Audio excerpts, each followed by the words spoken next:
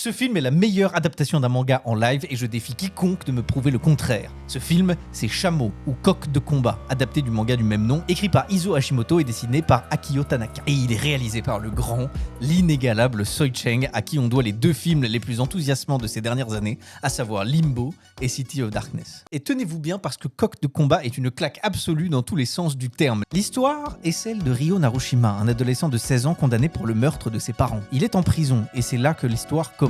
Ici, pas d'entraînement façon shonen, pas de héros auquel s'identifier, pas de mentor bienveillant, juste la violence, la loi du plus fort et une obsession, devenir une arme.